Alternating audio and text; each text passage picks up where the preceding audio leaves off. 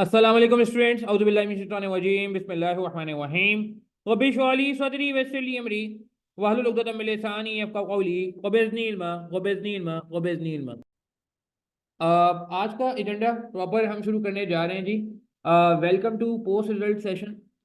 जो हमारी दिसंबर 23 attempt complete हुई है और जून 24 अटेम्प्ट के लिए हम बैठे हैं। अच्छा, एक तो मेरा आप नंबर नोट कर लीजिए। किसी को कोई क्वेरी होती है, कोई कंफ्यूजन होती है, कोई डॉक्यूमेंट मैं आपको दिखाऊंगा, कोई डॉक्यूमेंट आपको चाहिए होगा, तो आप इस नंबर में मुझसे डायरेक्टली कांटेक्ट कर सकते हैं। जो लोग मुझसे पढ़ते रहे हैं या वैसे भी उनको पता होगा कि अल्हम्दुलिल्लाह मैं जो है वो क्वेरीज को रिस्पॉन्ड कर रहा हूँ, तो आप ये नंबर नोट कर लीजिए। जो भी कंटेंट शेयर होगा वो फिर आप जो है मुझसे इस नंबर पर रब्ता करके ले लीजिएगा। अच्छा, सबसे पहले हम बात कर लेते हैं जी, पोस्ट रिजल्ट सेशन में बात हो रही है। अल्हम्दुलिल्लाह विंटर 23 का पेपर कंप्लीट हुआ और डिस्पाइट द फैक्ट कि पेपर काफ़ी लेंदी था और बहुत सारी बातें मैं करूँगा, मगर अल्हम्दुलिल्लाह काफ़ी बच्चे इसमें पास भी हुए। परमानेंट क्रेडिट्स का नंबर अगर आपको पता हो कितना आया permanent credits, can anyone tell me? कितने जो है वो क्या कहते हैं परमानेंट क्रेडिट्स आए बीएफडी में? तो परमानेंट क्रेडिट काफ़ी ज़्यादा है। बिल्कुल। अगर किसी ने स्टैट्स देखे हो या खुद से कैलकुलेशन की हो, जो परमानेंट क्रेडिट की या आईकैप की रिजल्ट लिस्ट आती है, तो बिल्कुल 650 के आसपास परमानेंट क्रेडिट्स हैं, जो कि it's a huge number, it's a huge number. ठीक है जी, 600 प्लस परमानेंट क्रेडिट जो है वो एक आम बात नहीं है, मामूली बात नहीं है, it's a very good number. ठीक है। अच्छा, अब हम बात करते हैं कि हमारा एजेंडा क्या है आज का। ठीक है जी, आज के एजेंडे में बात कर लेते हैं। हमारा आज का एजेंडा पहले तो ये है कि यार कॉमन मिस्टेक्स। ठीक है जी, जो ये कह लें कि common reasons for not being able to pass BFD।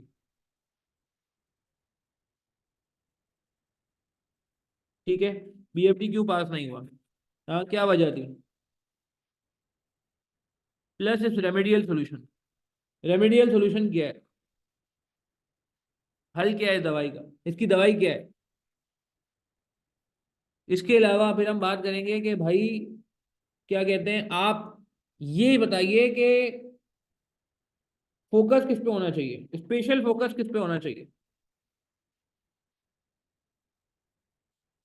ठीक है। एक और चीज पे बात करने की जरूरत है कि यार अप्रोच क्या होनी चाहिए, रिवाइज अप्रोच। चलो, जो हो गया सो हो गया, गलतियों का हल भी डिस्कस कर लिया, अब हम स्टार्ट कैसे करें। अगर कोई सेल्फ स्टडी कर रहा है उसको क्या करना चाहिए? अच्छा, ये भी आइडेंटिफाई करने की जरूरत है यहाँ पे कि यार आया सेल्फ स्टडी से काम हो जाएगा, जो कि मेजोरिटी केस में हो जाएगा। और अगर कोई कहता है नहीं मुझे क्लासेस ही लेनी चाहिए, तो क्लासेस वालों के लिए क्या अप्रोच होगी? दोनों पे बात होगी। सेल्फ स्टडी वालों पे भी बात होगी, क्योंकि जाहिर सी बात है बहुत सारे लोग जो है वो सेल्फ स्टडी पे जा रहे होते हैं। And last but not the least, इसमें अगर हमारे पास टाइम मिला तो दिसंबर 23 के पेपर का रिकैप कर लेंगे। इतना टाइम नहीं है कि हम पूरा पेपर सॉल्व कर सकें, पूरा पेपर नॉर्मल सेशन में सॉल्व होगा और फिर इंशाल्लाह आपको जो है ना क्या कहते हैं आगे मिल भी जाएगा जो है सोशल मीडिया के थ्रू।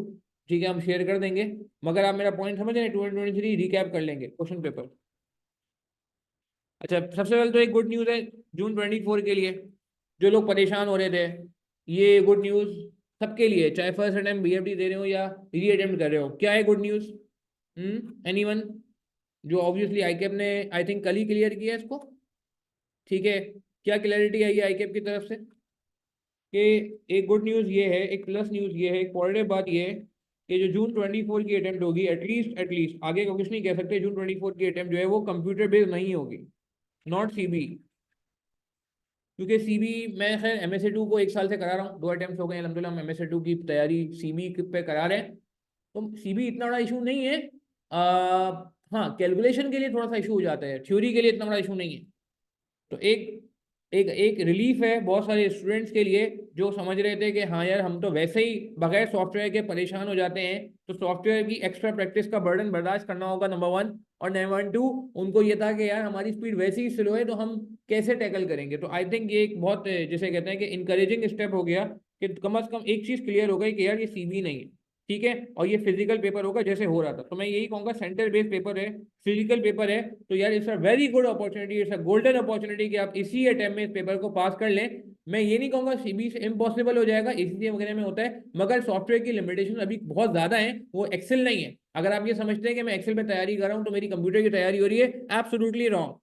क्योंकि मैं तो 2 अटेम्प्ट से करा रहा हूँ ना MSc2 वालों को, दिसंबर 23 से पहले जून 23 भी सीबी था उनका। तो वो तो सॉफ्टवेयर पे क्या प्लस है क्या माइनस है सारा अल्हम्दुलिल्लाह I know it very well. खैर, अच्छा एक नेगेटिव न्यूज़ भी आपके सामने आएगी जो कि अभी कंफर्म नहीं है, मगर हो सकता है कि जून 24 से ही ऑनवर्ड्स ऐसा हो जाए कि शायद ओपन बुक पॉलिसी खत्म हो जाए, नो ओपन बुक पॉलिसी। इस पे एक सर्कुलेट हो रहा है, क्या कहते हैं, काफ़ी स्टूडेंट्स ने मुझसे डिस्कस भी किया है, मेरी एक आध और टीचर से, रिस्पेक्टेड टीचर से बात भी हुई है। तो शायद ओपन बुक जो है वो ख़त्म हो जाए, तो थोड़ा सा हमें इस पे आई कैप के नोटिफिकेशन का डिटेल का वेट करना पड़ेगा। तो क्या होगा अगर ओपन बुक खत्म हो जाएगा, और formula sheet will be provided. एक फॉर्मूला शीट पे आई कैप काम कर रहा है, डिटेल्ड फॉर्मूला शीट है, ठीक है, वो फिर आई कैप प्रोवाइड करेगा स्टूडेंट्स को, ताकि जो है वो अगर कोई मिसाल के तौर पे बच्चे को कोई रेफर करना है तो बुक ले जाने के बजाय फॉर्मूला शीट से रेफर कर लेगा। ये एक अगेन जो है ना, क्या कहते हैं,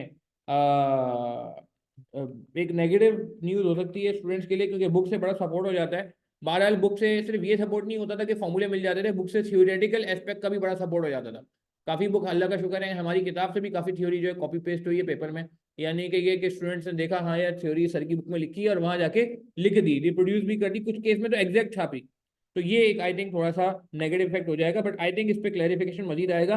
फॉर्मूला बुक जब तक पब्लिक नहीं होती, मेरे ख्याल से आई कैप का नोटिफिकेशन अभी तक नहीं डिटेल आएगा, फॉर्मूला शीट पब्लिक उनकी पब्लिश हो जाएगी, फाइनल हो जाएगी, तो मोस्ट प्रॉब्ली फिर वो शायद हमसे जो है डिटेल नोटिफिकेशन के थ्रू बात करें। अभी 12 एक नोटिफिकेशन सर्कुलेट हो रहा है ओपन बुक से रिलेटेड, उसमें बीएफडी के बारे में ये लिखा हुआ है कि फॉर्मूला शीट प्रोवाइड होगी, मगर इस पर डिटेल लेट्स सी क्या होता है। थ्योरी मिल सकती है, थ्योरी फार्मूला शीट में मुश्किल है, अगर आई कैप फार्मूला शीट देगा तो उसमें सिर्फ और सिर्फ फार्मूलों की लिस्ट होगी, उसमें थ्योरी नहीं होगी, तो ये एक सेटबैक हो जाएगा स्टूडेंट्स के लिए जो थ्योरी के लिए बुक पे डिपेंडेंट कर रहे होते हैं, जो कि खैर बुरी बात भी नहीं थी। एक आई कैप ने फैसिलिटी अलाउ की हुई थी तो हम उसको अवेल करते हैं, अल्लाह का शुक्र, बुक बनी हुई भी हमारी बड़ी कॉम्प्रिहेंसिव है, काफ़ी स्टूडेंट पेपर में इसीलिए लेके जाते थे वो। खैर, अच्छा मैंने कहा ये दो बातें आपके सामने कर दूं। अच्छा अब आप मुझे बताएं, आपको क्या लगता है पेपर पास क्यों नहीं हुआ, what happened, what went wrong. जी, सबसे पहले हम बात करने जा रहे हैं कि यार आपको क्या लगता है कि क्या प्रॉब्लम्स थी, common reasons for unsuccessful result. कुछ मैं रीजंस आपके सामने लिखूंगा, क्योंकि मैं वन ऑन वन काफ़ी, जिसे कहते हैं ना कि स्टूडेंट से राब्ते में रहा हूँ, जब से रिजल्ट आता है तो मैं क्या कहते हैं स्टूडेंट्स के साथ जो है वो राब्तों में रहता हूँ कि भाई क्या हुआ है, मुझे बता दो क्या मसला आया है, तो कॉमन रीजंस बता दें कि क्या इशू आ रहा है। जी, फॉर अनसक्सेसफुल रिजल्ट।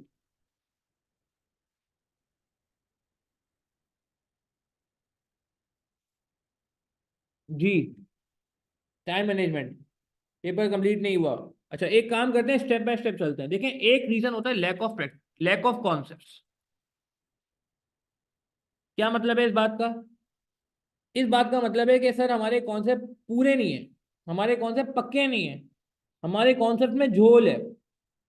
हाँ, अच्छा एक चीज और क्या कहते हैं, मैं इस पे बात कर लेता हूँ, चलो। हाँ, तो पहले तो ये ध्यान में रख लें कि यार क्या कहते हैं, क्या हमारे कॉन्सेप्ट स्ट्रांग है। हाँ, कुछ स्टूडेंट्स ये कहते हैं, मतलब again may be possible sir आपके कॉन्सेप्ट का, मगर एक बात है, दूसरा कॉन्सेप्ट तो थे sir lack of practice, classes बहुत लेट खत्म हुई जिसकी वजह से प्रैक्टिस का टाइम नहीं मिला, लास्ट मंथ में लेक्चर चलते रहे जिसकी वजह से हम अपनी प्रैक्टिस नहीं कर सके। बस सर जितना हमने क्लास में कराया वो भी हमने बस प्रैक्टिस कर लिया, उसके अलावा हमने कुछ प्रैक्टिस नहीं किया। दूसरा लैक ऑफ प्रैक्टिस, तीसरा सबसे इंपॉर्टेंट स्लो स्पीड। इसे इसकी रेमेडी में भी बात करनी है। स्लो स्पीड, ये कह लें टाइम मैनेजमेंट का मसला हो गया, प्रैक्टिस भी थी, कॉन्सेप्ट भी थे, मगर मसला ये हुआ कि पेपर में टाइम मैनेज नहीं कर सके। ऐसा भी हो सकता है सॉरी, ठीक है।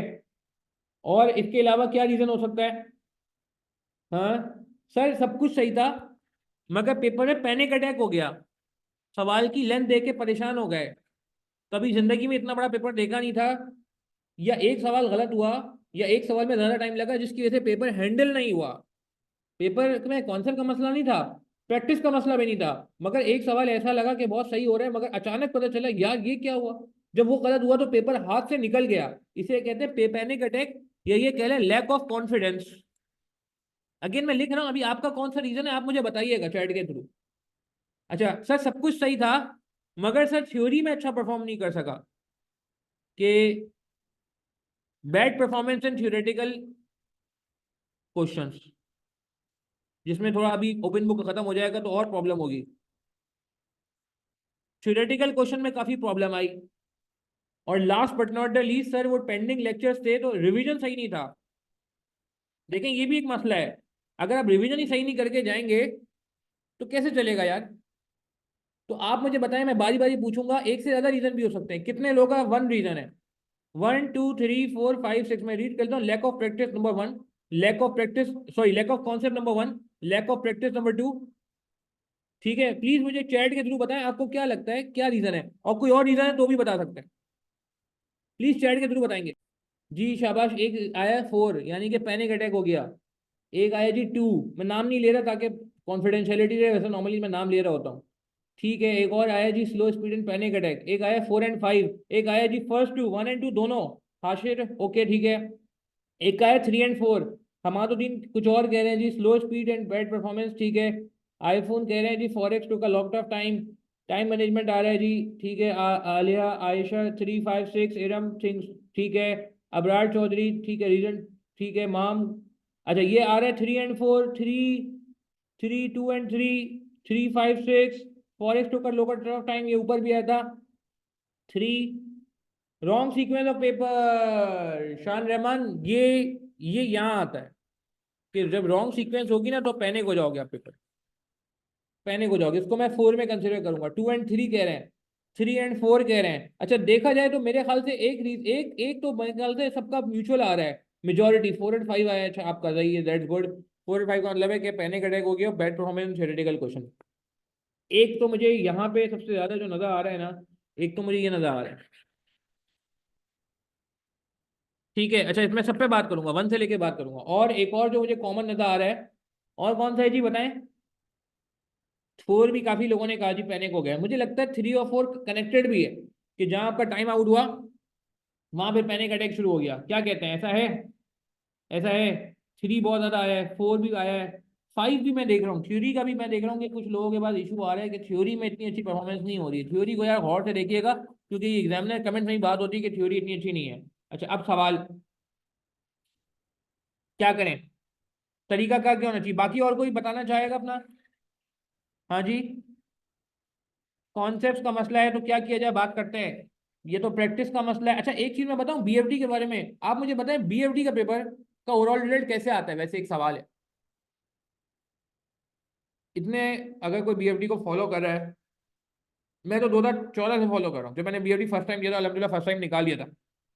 आपको पता है ये बात, बीएफडी का result usually on average it's a very good result, it's not a bad result. एक पेपर होता था जो मैं पहले पढ़ाता था, यकीन करें उसका नाम था मैनेजमेंट अकाउंटिंग। ये पेपर था, क्या नाम था उसका जी? Management accounting. ये पुरानी बातें कर रहा हूँ, जब मैंने टीचिंग शुरू की थी। सऊद तारिक मेरा नाम है, मैंने इंट्रोडक्शन आज नहीं दिया अपना। ठीक है, मैंने कहा डायरेक्ट इस पर बात करते हैं। मैनेजमेंट अकाउंटिंग जो मॉड्यूल एफ में होता था, यकीन करिए पेपर खत्म हो चुका है, इसकी जगह एमएसए 2 आ गया है। प्रीवियसली इस पेपर में ऐसा भी हुआ है कि पूरे पाकिस्तान से 50 बच्चे पास। कितने परमानेंट क्रेडिट? 50। 50, 50 से 100 के दरमियान परमानेंट क्रेडिट चलते थे। अब आप मुझे बताएं, मैं अगर टीचर हूँ, मैं फिजिकल क्लास लेता था उस वक्त, मेरे पास मुझे याद है पहला बैच मेरे पास था जिसमें मेरे पास 130+ बच्चे हो गए थे, 135 बच्चे थे मेरे बैच में। अगर आप मुझे बताएं मेरे बैच में 135 बच्चे हो, पूरे पाकिस्तान से 50 बच्चे पास हुए हो, तो मैंने क्या तीर मार लिया होगा मुझे बताएं, क्या तीर मार लिया होगा? तो द पॉइंट इज कि मैनेजमेंट अकाउंटिंग का रिजल्ट ना बड़ा खतरनाक आता था, मतलब बड़ा डर लगता था मुझे रिजल्ट वाले दिन कि यार पता नहीं क्या होगा पेपर में, वो रिजल्ट में। तो कहने का मतलब है बीएफडी के बारे में मैं एक चीज क्लियर कर दूं, 1 मिनट रुकिएगा जी। तो मैं क्या बात कर रहा था कि मॉड्यूल एफ में 50 से 100 बच्चा पास होता था। अब बात ये है कि यार टीचर की तो ऐसी तैसी हो जाए ना यार, कि आपने इतने 130 बच्चे, 135 बच्चे में उस वक्त फिजिकल क्लास में पढ़ाता था, उस वक्त ऑनलाइन क्लास का सीन नहीं होता था, बड़ी बड़ी क्लासेस होती नहीं। तो अब पूरे पाकिस्तान में 50 होते तो आपके कितने बच्चे पास हो जाएंगे? तो इट वॉज अ वेरी, जिसे कहते हैं ना कि हैवी डे, मतलब रिजल्ट डे बड़ा हैवी होता था। बीएफडी मुझे पढ़ा के बहुत मजा आता है। बीएफडी में एक चीज अच्छी ये भी है कि बीएफडी में ना मुझे पता है कि यार अगर आप अच्छी तैयारी के साथ जाओगे ना, पेपर निकाल दोगे, निकाल दोगे। अभी आप देखें इस अटेम्प्ट में भी, आप मुझसे एग्री करें ना करें, बहुत सारे लोगों का पेपर के बाद ये परसेप्शन था कि सर हमारा पेपर पास नहीं हो सकता। ऐसा था नहीं था, आपके कुछ सीनियर होंगे, कोई दोस्त होंगे, उन्होंने कहा यार ये पेपर तो गया, ये पेपर तो हाथ से गया, ये पेपर तो मेरा पूरा ही नहीं हुआ, ये पेपर तो छूट गया। आज वो अलग बात है कि पेपर जो छोटा था तो ऐसा नहीं हुआ था कि कोई चीज़ मुश्किल थी, ये तो टाइम का मसला था। मगर आप रिजल्ट देखें तो अल्हम्दुलिल्लाह अल्हम्दुलिल्लाह रिजल्ट बहुत सारा बहुत बेहतर रहा। तो मैं कहना चाह रहा हूँ कि यार ये इस तरह का स्नैरियो नहीं है इसके साथ। ठीक है ना। तो एग्जामिनर आपको पास कर देगा, ये आप यकीन से तैयारी करें। मैं ये बातें इसलिए कर रहा हूँ क्योंकि अगर आपने इन चीज़ों पर काबू कर लिया ना, इंशाल्लाह 90% चांस है कि अगले टाइम में आप पास हो चुके हो। ये उस तरह नहीं है कि एग्जामिनर, अभी मैं आपको एग्जांपल देता हूँ जो मैं पता नहीं दूँ नहीं दूँ, रिकॉर्डिंग भी चली है। अब जैसे कॉर्पोरेट लॉ है, आपको पता है कॉर्पोरेट लॉ का कितना आ रहा है रिजल्ट, कितने परमानेंट क्रेडिट है कॉर्पोरेट लॉ के, इस बार को बता सकता है? परमानेंट क्रेडिट अगर कॉर्पोरेट लॉ के अगर आप पिछले 4 से 5 अटेम्प्ट के देखोगे ना, ठीक है, पिछले 4 से 5 अटेम्प्ट के देखोगे ना, तो कितने आए, कुछ आइडिया है किसी को? इस अटेम्प्ट में भी बहुत, इसका मतलब मुझे और कम नजर आया परमानेंट क्रेडिट, 100 से कम आए permanent credit, if I am not wrong, 80s 90s में है, ऐसा ही है? कितना है, 70 से 100 के दरमियान, बिल्कुल सही कहा शान रहमान, मेरे ख्याल से भी कुछ 80s में शायद, या 70s में मैंने देखे थे, 100 से काफी कम था फिगर, खैर। तो कहने का मतलब है यार, कॉर्पोरेट लॉ मैं मानता हूँ यार, वाकई बहुत ही एक्स्ट्रा ऑर्डिनरी तैयारी करके जाना होता है, तब जाके पेपर निकलता है। ठीक है, 82 आए, सही है, थैंक यू एमटी है।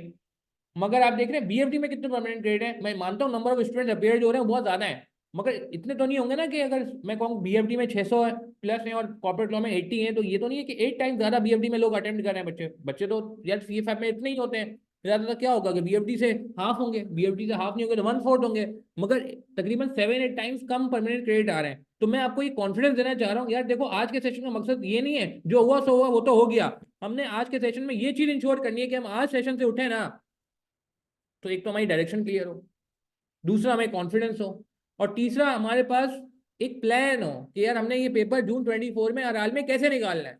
ठीक है, और ये निकल सकता है, मैं आपको वापस मोटिवेट इसलिए कर रहा हूँ क्योंकि यार ये वैसा पेपर नहीं है जैसे पास में मॉड्यूल एफ में होता था या अभी इसमें होता है, बल्कि मैं टेक्स्ट में भी देख रहा हूँ परमानेंट ग्रेड को ज्यादा मजेदार नहीं आ रहा है। परमानेंट ग्रेड मजेदार किस में आ रहे हैं, एफएफआर में आ रहे हैं माशाल्लाह, ऑडिट में भी इस बार मजेदार परमानेंट ग्रेड आ गया, हालांकि ऑडिट भी ऊपर नीचे हो रहा होता है। ठीक है, बीएफडी में माशाल्लाह परमानेंट ग्रेड अच्छा है, एसपी में बहुत अच्छे परमानेंट ग्रेड हैं अल्हम्दुलिल्लाह, एसपीएम का भी रिजल्ट अल्लाह का शुक्र है, हमारा भी बड़ा अच्छा रहा, पूरे पाकिस्तान में भी अच्छा रहा। तो द पॉइंट इज कि yes, I think we can, जिसे कहते हैं ना कि कवर दिस थिंग्स, एंड अगर हम अच्छे तरीके से काम करेंगे तो इंशाल्लाह पेपर निकलेगा हमारा। अच्छा जल्दी जल्दी बता दें, अगर कॉन्सेप्ट का मसला है तो भाई क्या करें, कॉन्सेप्ट का मसला है तो मेरे ख्याल से आपको या तो फिर शायद वापस क्लासेस लेनी चाहिए, जो लोग पूछते हैं वापस क्लासेस लेनी चाहिए नहीं लेनी चाहिए, तो उनके लिए ये कि हाँ अगर कॉन्सेप्ट का मसला है तो क्लासेस लें, अगर कॉन्सेप्ट का मसला नहीं है तो मैं एक प्लान शेयर करूंगा, प्लान के हिसाब से सेल्फ स्टडी भी कर सकते हैं। तो yes, take classes for topics which are weak. अच्छा जरूरी नहीं है कि आप वापस से सारी क्लासेस लें, अगर कोई आप जो है ना क्या कहते हैं लगता है कि कुछ टॉपिक में वीक है ना, सिर्फ उन टॉपिक की क्लासेस लें। ठीक है, बाकी अप्रोच क्या होनी चाहिए, रजिस्टर अगर आपका तगड़ा बना हुआ है, तो मैंने अक्सर 1-on-1 इंडिविजुअल लोगों से बात की तो उसमें भी ये बात बोली है कि अगर आपका रजिस्टर तगड़ा बना हुआ है, जिस भी टीचर से आपने पढ़ा है, चाहे मुझसे पढ़ा है कहीं और से पढ़ा है, और आपको लगता है कि कॉन्सेप्ट का मसला नहीं है, तो फिर आपके लिए तो कोई इशू ही नहीं है, आप सेल्फ स्टडी कर सकते हो आराम से, मैं प्लान बताता हूँ कैसे। अच्छा, कॉन्सेप्ट का मसला है तो आपने क्लासेस लेनी है और उसको सबमिट करना है, कॉन्सेप्ट को कोई कॉम्प्रोमाइज नहीं करना है, नो कॉम्प्रोमाइज ऑन कॉन्सेप्ट। बहुत सारे लोग रट्टा लगा लेते हैं, यार बीएफडी में रट्टा नहीं है भाई, प्लीज माजरत के साथ, बीएफडी में कहीं भी रट्टा नहीं है, आपको कहीं लगता है कहीं रट्टा है तो ये गलती है, no compromise on the concept. ठीक है, कोई भी फॉर्मूला है, कोई भी टेक्निक है, कोई भी फॉर्मेट है, कोई भी ट्रीटमेंट है, उसके पीछे लॉजिक है, उसके पीछे वाई है, वाई मीन्स कि क्यों किया गया, इसके पीछे पूरी लॉजिक है, आपको टीचर से डिस्कस करनी चाहिए, क्लियर करनी चाहिए। और मैंने अगेन पहले भी नंबर शेयर कर दिया था, मैं आज भी नंबर शेयर कर रहा हूँ वापस से, कि यार किसी को कोई प्रॉब्लम होता है मुझसे आप 1-on-1 भी डिस्कस कर सकते हो, अल्लाह का शुक्र है मैं रिजॉल्व कर रहा हूँ तो चीज़ें। अच्छा प्रैक्टिस का मसला है तो आपने क्या करना है, ऑब्वियसली रिगोरस प्रैक्टिस करनी है। अच्छा एक मसला जो मैंने अक्सर नोट किया है, जिसकी वजह से मैं समझता हूँ कि पेपर नहीं निकल रहा होता है, ये दो चीज़ें मिलके एक प्रॉब्लम क्रिएट करती हैं। अच्छा आप में से कितने लोग ऐसे ईमानदारी से बताइएगा जो सोल्यूशन देख लेते हैं बगैर क्वेश्चन को कंप्लीट किए? क्या हम में से कुछ लोग ऐसे हैं जो ये करते हैं, जिसकी वजह से प्रॉब्लम आता है? मैं बताऊंगा क्या प्रॉब्लम आता है। हाँ जी, ये सुनो, मैं जवाब दें, मैं नाम नहीं ले रहा इस बार आप लोगों के, कम ले रहा हूँ, ठीक है। क्या आप में से ऐसे हैं कोई हम में से लोग कि जो पेपर सॉरी प्रैक्टिस के दौरान, अपनी प्रैक्टिस के दौरान जब हम अपना काम करते हैं तो सॉल्यूशन रास्ते में देख लेते हैं पूरा सवाल कंप्लीट के बगैर, क्योंकि हमें लगता है कि शायद टाइम ज़ाया होगा, क्योंकि हमें लगता है कि यार आगे तो गलत ही होना है, तो मैं आगे भी सॉल्यूशन देख लेता हूँ, क्योंकि बजाय इसके कि पूरा गलत करूँ, वैसे ही मुझे और पेपर भी पढ़ने हैं, मेरे पास टाइम बहुत लिमिटेड है, मैंने आखिर में पढ़ना शुरू किया था, नहीं यार अभी फौरन सॉल्यूशन देखो फिर आगे बढ़ो, फिर कोई गलती है फिर सॉल्यूशन देख लेते हैं फिर आगे बढ़ जाते हैं, ऐसा कर रहे हैं ना। और कितने लोग हैं मुझे बता दें, मतलब कोई मसला नहीं है, मैं नाम नहीं ले रहा, मगर कम से कम एक्सेप्ट कर लें अगर ऐसा करते हैं, और नहीं भी करते तो भी नो कर दें, कोई मसला नहीं है, जरूर हर कोई नहीं करता होगा। ठीक है, ठीक है, बहुत सारे लोगों का जवाब जो है वो यस में आ रहा है। और लोग, बाकी लोग क्या कर रहे हैं? कोई नो वाले भी है तो भी कर देंगे, नहीं सर हम ऐसा नहीं करते थे भाई, हमने तो कभी सोल्यूशन नहीं देखा, पूरा सॉल्व करते थे। देखिए मैं आपको बताऊं इससे नुकसान क्या होता है। नुकसान ये होता है कि हम एक धोखे में आ जाते हैं। हमने सोल्यूशन देख लिया ना, तो क्या होगा? जब सोल्यूशन देख लिया ना तो वो सवाल हो जाएगा सही होगा, चाहे जितनी भी गलतियां हो। कहते हैं ना, एक जितने ही पंचर लगेंगे उस सवाल में, जितने भी उसमें आपको जो है ना स्टिचेस लगाने पड़ेंगे, वो स्टिचेस लग लग के सवाल एंड तक पहुंच जाएगा। मगर मसला ये है कि ये आपको पेपर में सोल्यूशन कौन दिखाएगा यार, अगर हम इस अप्रोच से लेके चलेंगे। अच्छा एक और मसला है, आई कैप के सोल्यूशन में आपको पता है बहुत सारी जगहों में मिस्टेक भी होती है, ये भी एक मसला है।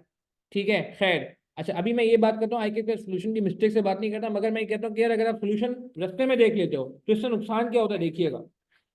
आपने क्वेश्चन शुरू किया, मिसाल के तौर पर आपका क्वेश्चन शुरू हो रहा है, ठीक है, चलते गए चलते गए चलते गए चलते गए, यहाँ फंस गए। कहाँ फंस गए? आपने कहा यार यहाँ मैं फंस गया, तो आपने यहाँ सोल्यूशन देख लिया। फिर आप आगे बढ़े, चलते रहे चलते रहे चलते रहे चलते रहे चलते रहे, फिर आप आगे कहीं फंसे, आपने वापस सोल्यूशन देख लिया। फिर आप चलते रहे आगे, सीखना, चलते रहे चलते रहे, और आपने सोल्यूशन एंड कर दिया। अब ये दो जगह जहाँ आप रुके थे ना, पेपर में भी इसी इतना होगा कि अगर इसी इतना का सवाल आ गया या इसी इतना की आपकी अप्रोच रही, तो अब पेपर में प्रॉब्लम क्या आएगा सुनिएगा। अब यहाँ पे जब रुकेंगे ना तो यहाँ आपको कोई बताने वाला नहीं, किसका सोल्यूशन देखेंगे, किसका सोल्यूशन देखेंगे। अब उससे क्या होगा पता है? एक डिस्कम्फोर्ट क्रिएट होगा। डिस्कम्फोर्ट समझते हैं? डिस्कम्फोर्ट समझते हैं कि आपको पेपर में ना मजा नहीं आएगा, आप बोलेंगे यार ये क्या हो गया, आप रुके रहेंगे। यहाँ पे आएगा एक पॉज, पॉज समझते हैं, एक ब्रेक आएगा यहाँ पे, यहाँ पे एक ब्रेक, स्पीड ब्रेकर आ जाएगा। पेपर की बात कर रहा हूँ, क्योंकि आपको तो सोल्यूशन देखने की आदत है, सोल्यूशन देखे बगैर तो आप आगे नहीं बढ़ते। फिर क्या होगा? यहाँ पे होगा टाइम वेस्ट। दो मसले होंगे, एक टाइम वेस्ट होगा और दूसरा पैनिक अटैक होगा। अब उसके बाद क्या होता है? उसके बाद मैं आपको प्रैक्टिकली बता रहा हूँ क्या होता है। आप रुकते हैं 2 मिनट 4 मिनट 5 मिनट, हसबे जायका, हसबे जायका हर बंदा रुकता है। फिर उसके बाद जब यकीन आ जाता है कि यार अभी सोल्यूशन नहीं मिलता, तो आप वही करते हो जो मैं आपको आज करने को कह रहा हूँ। फिर आप क्या करते हो? जंप करके आगे बढ़ जाते हो, कहते हो यार इसको छोड़ो आगे बढ़ते हैं, इसको छोड़ो आगे बढ़ते हैं। मैं चाहता हूँ कि आज ही आप स्किल बना लो, आप ये तैयार कर लो यार प्लीज इस सेशन में, कि आपने सोल्यूशन रेफर करना है एट दी एंड, कुछ भी हो जाए सोल्यूशन देखना है। मैं ये नहीं कह रहा नहीं देखना, वरना पता क्या चलेगा गलती हुई है, मगर आखिर में सर वो तो गलती हो जाएगी, गलत हो जाएगा यार। नहीं देखो, पेपर में ना आपको पता है वर्किंग के मार्क्स होते हैं। आपको पता है ये भी एक मसला है, एक रीजन पेपर में पास ना होने का। मैं आपको बताऊं एक और भी इशू आ रहा है कि lack of workings, lack of revision plus lack of workings, ये भी रीजन ऐड करते हैं। कि कुछ लोग, मुझे एक स्टूडेंट मुझे इतना जबरदस्त मिला, उसने बोला सर मैंने सब कुछ किया हुआ है, मैं परेशान। मैंने कहा यार फिर तुम्हारा पेपर क्यों नहीं पास हुआ? एली पेपर भी सॉल्व किया, अटेम्प्ट वाइज पेपर भी सॉल्व किया, सब कुछ किया, एंड पता चला कि वो शो कर रहे लेस वर्किंग। क्या ऐसा है आप में से कोई ऐसा है जो सीरियसली बताएगा जो वर्किंग थोड़ी कम दिखाता हो पेपर में? मतलब परेशानी वाली बात नहीं है, लेकिन हम अगर अपने आप से पूछेंगे ना और हमें जवाब मिल रहा है तो ये बहुत बड़ी बात है। मेरे एक टीचर ने मुझे बोला, मेरा लॉ का पेपर फेल हुआ था सीए फाइनल में। ऑब्वियसली यार हर किसी का कोई ना कोई पेपर रुक जाता है। तो मैंने उनको बताया सर मैंने रटा नहीं लगाया था और ये और वो, तो उन्होंने कहा यार ये बड़ी ब्लेसिंग है कि आपको पता है कि आपकी गलती क्या है। तो मैं जो अभी आपसे बातें कर रहा हूँ ना इसीलिए कर रहा हूँ ताकि हमें पता चल जाए कि हमारी गलती क्या है। हर बंदे की गलती एक जैसी नहीं हो सकती, हर बंदे की बीमारी एक जैसी नहीं हो सकती, ठीक है। तो खैर माजिद सही कहा आपने, बिजनेस वैल्यूएशन टॉपिक नहीं सीख पा रहा, बिजनेस वैल्यूएशन को पक्का करके जाए यार। देखो कॉन्सेप्ट में तो मैंने कहा कोई कॉम्प्रोमाइज ही नहीं है, कोई कॉम्प्रोमाइज ही नहीं है। फर्स्ट क्वेश्चन नेट करके आंसर किया था, तो ठीक है कोई मसला नहीं, मगर वर्किंग शो करें। देखें वर्किंग अगर आप नहीं शो करें तो गड़बड़ हो जाएगी। तो मैं coming back to the point, तो भैया ये आपने प्लीज यार solution to be referred at the end. हाँ, और एंड में एक काम और भी करना होगा जो मैं अभी बात करूंगा, मिस्टेक लॉग। मिस्टेक लॉग एक चीज होती है, नाम सुना है आपने मिस्टेक लॉग का? मैंने लास्ट टाइम अपने स्टूडेंट से बड़ी इस पे बात की थी, क्या कहते हैं, व्हाट्सएप पे वॉइस नोट भी शेयर किए थे कि यार मिस्टेक लॉग बनाए। तो एक मिस्टेक लॉग भी आपने बनाना है, वो कैसे बनाना है मैं इस पे अभी आ गया, थोड़ी देर में बात करता हूँ। Mistake log will be very critical for you before exams. Before exams mistake log क्या होता है, कैसे बनाना चाहिए, इसका पेपर में क्या रोल होगा, मैं आपको बताता हूँ। अच्छा, तो रिगोरस प्रैक्टिस सही है। और एक और चीज आपने करनी है कि जो आप प्रैक्टिस कर रहे हैं, ठीक है, इसकी गलतियां भी, वो मिस्टेक लॉग पे तो मैंने कहा मैं बात कर लूंगा, कोई मसला नहीं है। अच्छा और क्या था, एक मिनट, एक और चीज, क्या हम डायरेक्टली प्रैक्टिस कर लें? Rigorous practice after revising your concept, revising and strengthening your concept. पहले अपने कॉन्सेप्ट को स्ट्रेंथन करें, पहले अपने कॉन्सेप्ट को ओके करें। कुछ लोग, मुझे कल मैसेज आया एक बच्चे का, सर मैं बस अब डायरेक्ट डायरेक्ट जो है ना शुरू करने जा रहा हूँ। उसको लग रहा है क्यों शुरू करने जा रहे हो? उसने कहा नहीं सर बस टाइम अब मैं कम लगाऊंगा और ये और वो। मैंने कहा नहीं, बिल्कुल भी नहीं, बिल्कुल भी नहीं। आपने जो है वो पहले अपना रिवीजन करना है, तगड़ा रिवीजन करना है, फिर काम करना है। अच्छा, डायरेक्ट कैलकुलेटर पे सॉल्व करके आंसर लिखना मुनासिब नहीं है। नहीं एरम। हाँ, एनुअलिटी फैक्टर की वर्किंग शो कर सकते हैं, कोई मसला नहीं है। मगर जैसे मिसाल के तौर पर बहुत सारे लोग आईआरआर कैलकुलेट कर लेते हैं। आजकल इतने एडवांस कैलकुलेटर आ गए हैं कि आईआरआर डायरेक्ट कैलकुलेट हो जाता है। मगर अगर आप मार्किंग प्लान देखेंगे ना बीएफडी का, जो एग्जाम है, जो मार्किंग प्लान देखा है कभी आप लोगों ने कि कितने कितने मार्क्स होते हैं हर एडजस्टमेंट के, तो उसमें आपको आईआरआर के अच्छे खासे मार्क्स नजर आएंगे, 2-3 मार्क्स नजर आएंगे, जो कि मुझे नहीं लगता कि वो फॉर्मूला की बेसिस पे दे देगा। और दूसरा आईकैप के सर्चे सोल्यूशन में भी आपने देखा होगा कभी वो फॉर्मूला नहीं निकाला आईआरआर। हालांकि अच्छे एडवांस कैलकुलेटर आ गए। छोटी सी मिसाल दे रहा हूँ मैं आपको कि आईआरआर भी आपको लंबी कैलकुलेशन दिखाना चाहिए। तो coming back to the point कि sorry, rigorous practice after revising and strengthening your concepts. पहले अपने कॉन्सेप्ट पे पक्का करना है, फिर इसके बाद आपने प्रैक्टिस करनी है। अच्छा, स्लो स्पीड का क्या हाल है जी, आप मुझे बताएंगे? कोई हल नजर आता है? हाँ, स्लो स्पीड और टाइम मैनेजमेंट के दो हल है। एक तो है कि यार हैवी प्रैक्टिस, और दूसरा ये है कि attempt air wise papers, attempt wise papers, ये कह लें सॉल्व अटेम्प्ट वाइज पेपर्स। ये एक सवाल है जो मैं आप लोगों से करना चाहूंगा। और तीसरा मैंने बता दिया, solution to be referred at the end. अगर सोल्यूशन पहले पहले रेफर करते हो उससे भी पेपर में आपकी स्पीड स्लो हो जाती है, क्योंकि आपको फिर आदत नहीं होती जंप करके आगे बढ़ने की। ये समझ आ रहा है कि ये जो आपकी प्रॉब्लम है, ये आपकी स्पीड स्लो कैसे करिए? अगर आप सोल्यूशन आखिर में रेफर कर रहे हैं, ओ सॉरी बीच में रेफर कर रहे हैं, आखिर में रेफर नहीं कर रहे, इससे दो बुराइयां आ रही हैं। टाइम भी वेस्ट हो रहा है और पैनिक भी आ रहा है, कॉन्फिडेंस भी जा रहा है और टाइम भी जा रहा है। यही फिर आपका पेपर स्लो कर रहा है, एक ये रीजन है। अच्छा, एक और बात, हैवी प्रैक्टिस का क्या मतलब है? देखें, एक बात ध्यान में रखिएगा। यूसेन बोल्ट का नाम सुना है आपने? Usain bolt.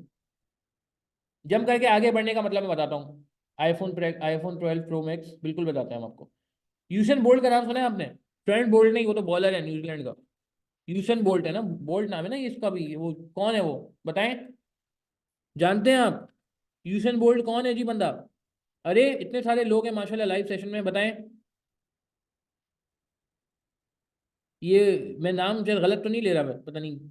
ये वो था ना, fastest runner of the world, fastest runner of the world, नाम सुना है आपने? जी बिल्कुल, ओलंपिक विनर भी है, ओलंपिक एथलीट भी है, ओलंपियन भी है, बहुत फास्ट जो है ना भागता है। बोल्ट है, बोल्ट ही नाम है उसका, यूसेन करके। ट्रेंट बोल्ट कहने वाला था मगर मुझे याद है वो ट्रेंट बोल्ट तो न्यूजीलैंड का बॉलर है। खैर, जी जी बिल्कुल, बहुत तेज भागते हैं वो। अब सवाल ये है कि उनसे किसी ने पूछा कि यार आप ये कैसे तेज भागते हैं, टांगे वही हैं जी, सब चीजें वही हैं। उन्होंने कहा जी मैं प्रैक्टिस करता हूँ। प्रैक्टिस की, प्रैक्टिस कैसे की कि उन्होंने एक लैप लैप समझते हैं, एक पूरा चक्कर लगाया एक पूरे ग्राउंड का, और अपना टाइम रिकॉर्ड किया।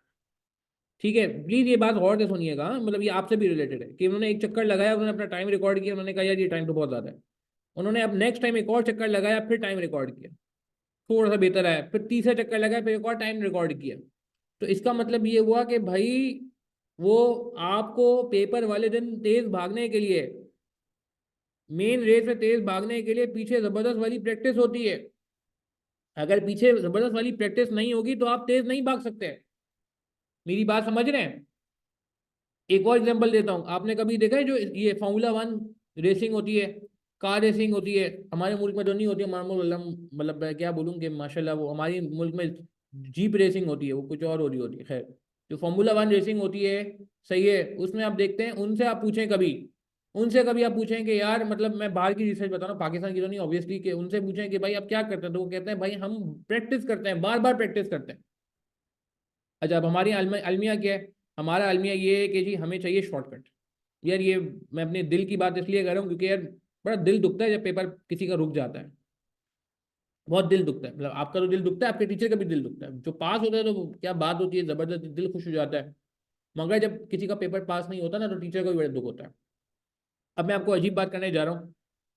अब स्टूडेंट्स हमसे कह रहे हैं कि जी सर वो हमारा ना कोर्स बड़ा लंबा हो गया, कि 200 घंटे प्लस का कोर्स हो गया है, हमें सर कोई T20 टाइप का कोर्स करा दें।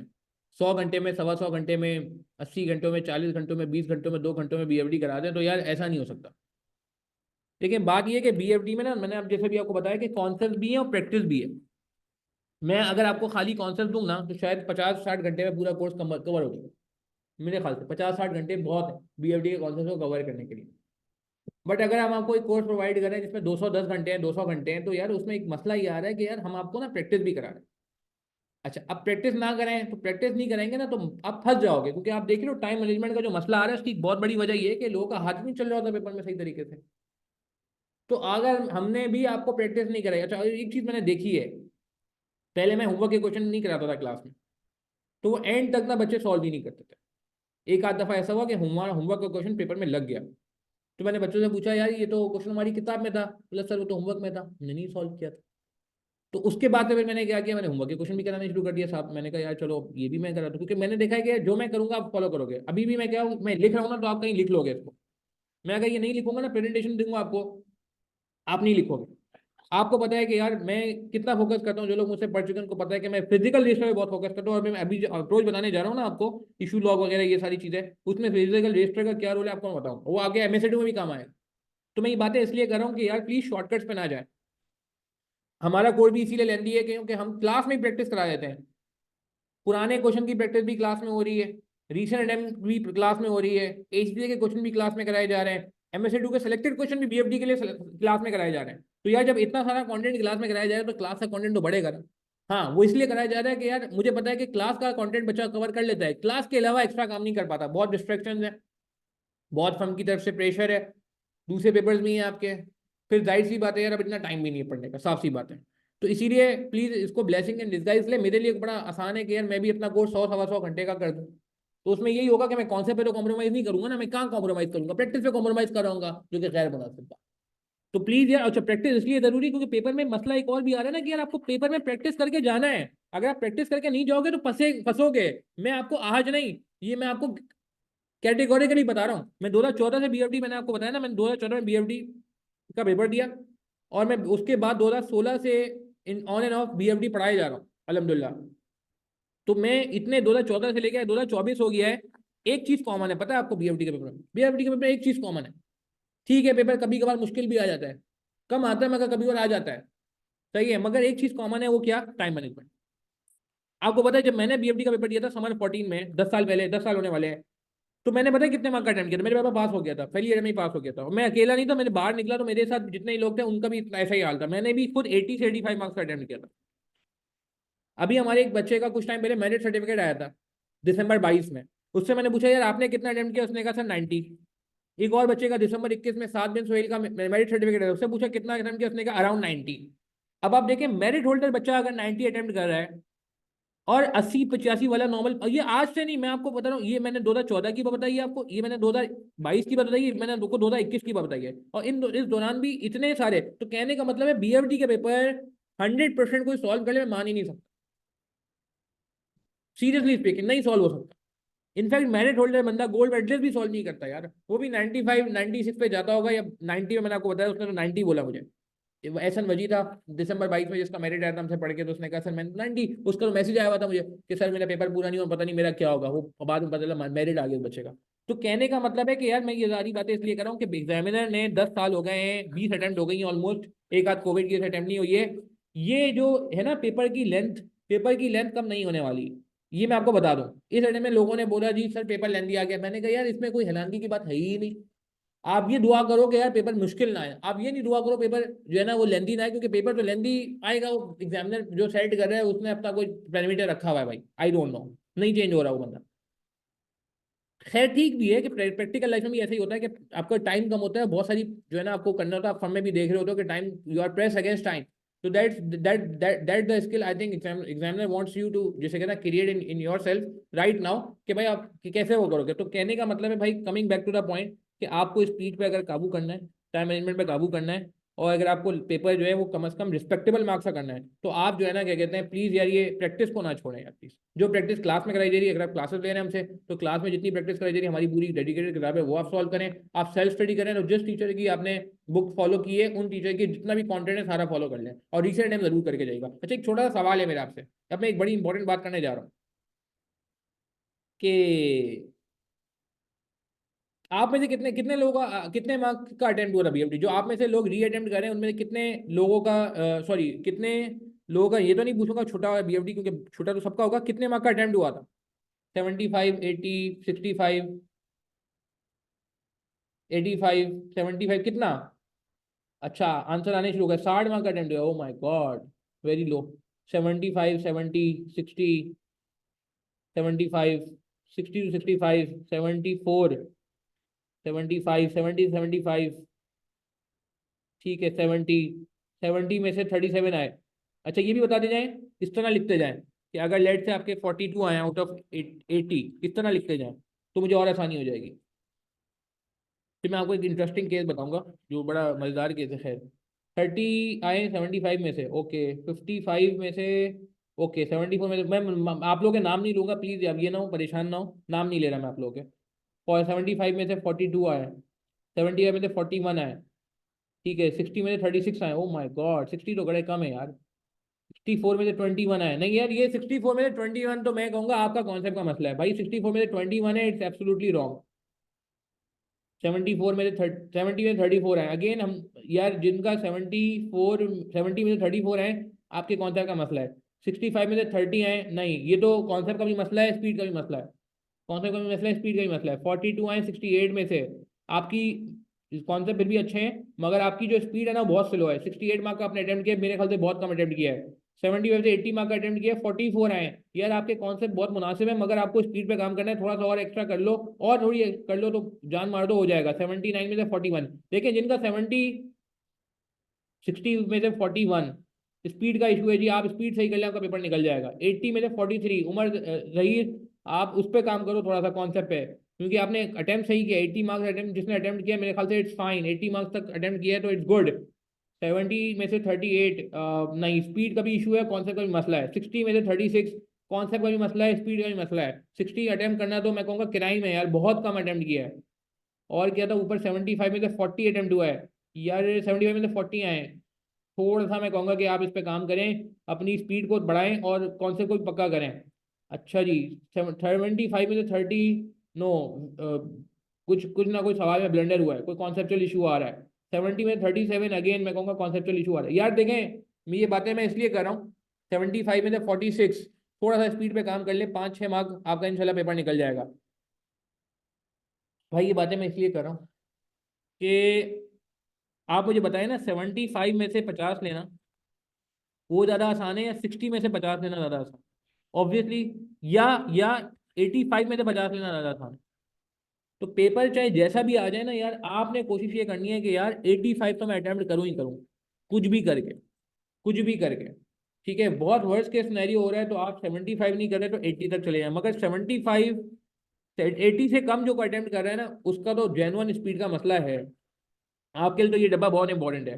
प्रैक्टिस भी आपको सही करनी पड़ेगी, अटेम्प्ट वाइज पेपर सॉल्व करने पड़ेंगे, और solution to be referred at the end. अच्छा, अब मैं एक बड़ी इंपॉर्टेंट सवाल करने जा रहा हूँ, कितने लोगों ने अटेम्प्ट वाइज पेपर सॉल्व किया था? कितने सालों का किया था अटेम्प्ट वाइज पेपर, समझते हैं, टाइमर लगा के? ईमानदारी से बताइएगा, 2 अटेम्प्ट के पेपर किए थे, 3 अटेम्प्ट के किए थे, 4 अटेम्प्ट के किए थे, 1 अटेम्प्ट का किया था, 6 अटेम्प्ट के किए थे? नंबर ऑफ अटेम्प्ट बता दें, मैं नाम नहीं लूंगा, मगर सिर्फ लिख दें 1 2 3 4, 0 0 है तो 0 भी लिख सकते हैं, कोई मसला नहीं है। ओ माई गॉड, 2 अटेम्प्ट किए थे आपने, टाइमर लगा के, मतलब ये 3 घंटा 15 मिनट का टाइमर लगा के। हाँ, मैक पोर्शन जो पहले आता था कॉस्टिंग एरियाज को हटाने के बाद की बात हो रही है, मगर प्रॉपर टाइमर लगा के, एक एक ही गो में। ये नहीं कि आप टॉपिकल तो आपने किए होंगे रिसेंट में, मैं मानता हूँ टॉपिकल तो मैं भी करा देता हूँ, मैं नहीं करा दिया था बल्कि यूट्यूब का लिंक भी शेयर किया था सबसे। अच्छा, आंसर आने शुरू हो गए। एक अटेम्प्ट किया था जी, ठीक है, आपने एक भी नहीं किया, ओ माय गॉड। आपने एक अटेम्प्ट किया, 2 अटेम्प्ट किए, 4 अटेम्प्ट किए, 4 इज वेरी गुड नंबर।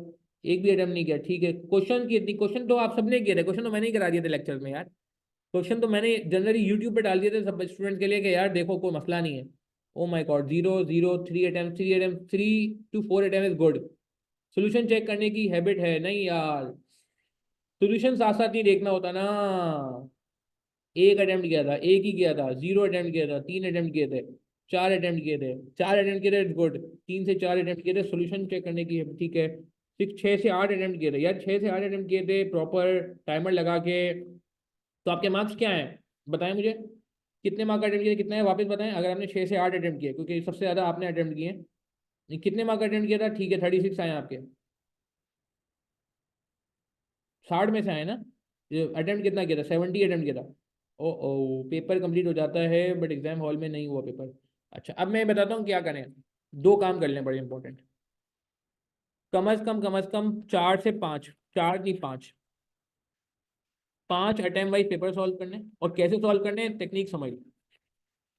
मैं आपको वापस ये बातें इसलिए कर रहा हूँ क्योंकि यार ये पेपर मैं समझता हूँ सेव हो सकता है। प्लीज इस नियत से हम इस माइंडसेट से ये सारी बातें करें कि मैं यकीन है कि इंशाल्लाह हम एक अच्छे डायरेक्शन में काम करेंगे तो पेपर निकल जाएगा। अटेम्प्ट वाइज पेपर 5 आपने करने हैं। ठीक है, तरीका क्या होगा? पहला, अच्छा ये अटेम्प्ट वाइज पेपर अभी सॉल्व ना करें प्लीज। कुछ लोगों ने मुझे बोला कि सर हम अभी से सॉल्व कर ले, मैंने कहा नहीं। नहीं, ये अटेम्प्ट वाइज पेपर कब सॉल्व होगा? ये अटेम्प्ट वाइज पेपर दो काम करने के बाद होगा। पहले आप अपने कॉन्सेप्ट रिवाइज करें, अपना रजिस्टर रिवाइज करें, तगड़ा रजिस्टर रिवाइज करें, अगर कोई टॉपिक में मसला है वो टॉपिक के लेक्चर वेक्चर देख लें, और फिर उसके बाद आप प्रैक्टिस करें मुनासिब। फिर आप अटेम्प्ट वाइज पे जाएं। सर तो जाते जाते में रमजान हो जाएगा, कोई बात नहीं, कोई बात नहीं।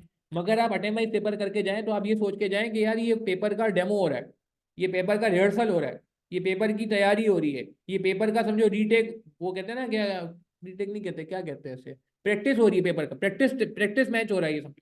क्रिकेट में होता है ना प्रैक्टिस मैच होता है, पाकिस्तान ऑस्ट्रेलिया टूर पे जा रहा था तो कुछ प्रैक्टिस मैचेस कर रहा होता है। तो भाई उस वक्त होना चाहिए आफ्टर ऑल योर रिवीजन। क्योंकि अगर आपका रिवीजन अभी नहीं है, आपको याद ही नहीं आ रहा एबीबी का कॉन्सेप्ट क्या था, आपको याद ही नहीं आ रहा free cash flow to equity कब यूज करते हैं और free cash flow to company कब यूज करते हैं, आपको याद ही नहीं आ रहा कि यार मैं जो है ना इंटरेस्ट रेट ऑप्शंस की हेजिंग कैसे करता हूँ, आपको याद ही नहीं आ रहा कि फ्यूचर्स में और करेंसी फ्यूचर्स में और करेंसी ऑप्शन में क्या फर्क होता है, आपको याद ही नहीं आ रहा कि यार बाय नाउ सेल लेटर कब करते हैं, सेल नाउ बाय लेटर कब करते हैं फॉरेक्स हेजिंग में। तो यार फिर तो अटेम्प्ट वाइज पेपर करना अभी तो बेकार है ना यार, अभी तो ब्लड है। तो आप पहले अपने, वरना फिर क्या होगा, अटेम्प्ट वाइज पेपर में मार्क्स ऊपर नीचे होंगे या नहीं हो रहा होगा तो आपने आपको तसल्ली दे दोगे यार अभी मैंने रिवाइज नहीं किया ना इस वजह से नहीं हो रहा। नहीं, आप रिवाइज करें उसके बाद। अच्छा, तरीका क्या होगा जरा देखिएगा। सॉल्व कंप्लीट पेपर, ठीक है, एक्सक्लूडिंग मैक क्वेश्चन, तो मैक जो पास क्वेश्चन है ना, एक्सक्लूडिंग मैनेजमेंट अकाउंटिंग क्वेश्चन, तो वो मैंने हाईलाइट करके दिए हुए, मैं बोलेंगे तो वापस शेयर कर दूंगा। लास्ट टाइम ही मैंने वो शेयर किया था डॉक्यूमेंट, जो पुराने विंटर क्या कहते हैं, सॉरी जून 22 से पहले के जो पेपर है ना, उनमें वो एक दो सवाल कॉस्टिंग एरिया के होते थे, वर्किंग कैपिटल स्टैंडर्ड कॉस्टिंग, वो देख के ही समझ में आ जाता है कि ये हमारे कोर्स के नहीं है। अच्छा, उसके बाद आपने क्या करना है सुनिएगा, compare your solution with suggested answer. अच्छा, सजेस्टेड आंसर भी मैच कर सकते हैं, और मैंने ना अपने सोल्यूशन भी बनाए हुए हैं। अगर आप 3 अटेम्प्ट की बात करें तो इसके मेरे सोल्यूशन यूट्यूब पे अवेलेबल है, ओपन फॉर ऑल। अगेन आप मुझे मैसेज करोगे, मैं आपको जो है ना इंशाल्लाह ग्रुप का लिंक दे दूंगा, उस ग्रुप में जो है ना मैं ये शेयर भी कर दूंगा। जून 23, दिसंबर 22 और जून 22।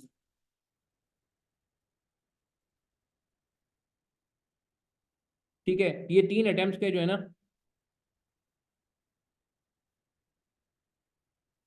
ये 3 अटेम्प्ट के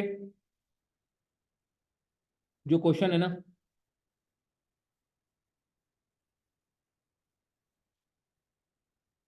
इनके सोल्यूशन में यूट्यूब पे अवेलेबल है। तो आपको अगर आई कैप के नहीं सोल्यूशन समझ आते हैं तो इन 3 ईयर्स के लिए तो आप बेफिक्र हो जाएंगे इधर से। ठीक है, इसके तो आपको मिल जाएंगे। ठीक है, ये मैक के मैंने क्वेश्चन हाईलाइट करके रखे हुए एक डॉक्यूमेंट में, वो आपको मिल जाएगा वहाँ, वो मसला नहीं है। ठीक है। अच्छा, आपने क्या किया, पहले आपने अपना क्वेश्चन पे कंप्लीट सॉल्व किया, नंबर 1। उसके बाद आपने अपना सोल्यूशन को कंपेयर किया सजेस्टेड सोल्यूशन से या मेरे सोल्यूशन से जो यूट्यूब पे डला हुआ है। तीसरे नंबर पे आपने क्या करना है, ये बड़ा इंपॉर्टेंट है जो बच्चे नहीं करते, identify your mistakes and write down with your solution. देखें, एक सवाल को आप जिंदगी में बार बार कितनी बार करेंगे। कुछ लोगों को शिकायत होती है कि सर हमें सवाल रटा लग जाता है, हमें सवाल याद हो जाता है, ऐसा है नहीं है। कुछ लोगों को ऐसा होता है कि सर वो एक सवाल हमने 2-3 दफा कर लिया, अब हमें आंसर भी याद हो गया। तो मैं ये कहता हूँ कि यार किसी सवाल को वापस करने की नौबत ही नहीं आनी चाहिए। आपने एक सवाल कर लिया ना, अब आप क्या करेंगे, जब आपने ये सवाल कर लिया अब आप क्या करेंगे, उसकी मिस्टेक्स कहीं नोट कर लें ताकि वो सवाल वापस ना करना पड़े।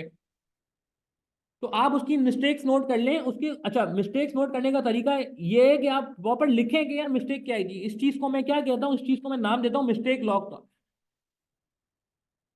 इशू लॉग का। तो ऑडिट नहीं बनाते ना, इशू ट्रैकर बनाते नहीं, बनाते पार्टनर के लिए।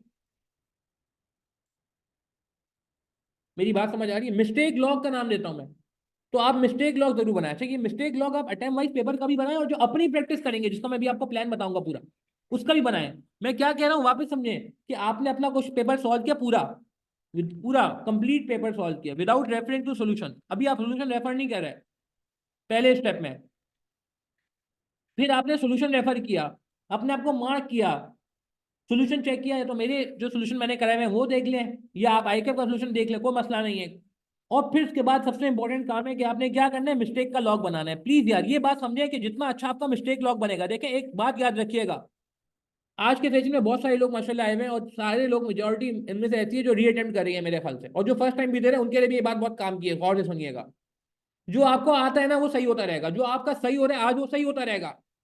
मेरी और आपकी जो एफर्ट हो रही है आज, और मेरी और आपकी जो एफर्ट होगी आगे, वो सिर्फ इस बात पे होगी कि यार जो हमारा गलत हो रहा है वो सही हो जाए।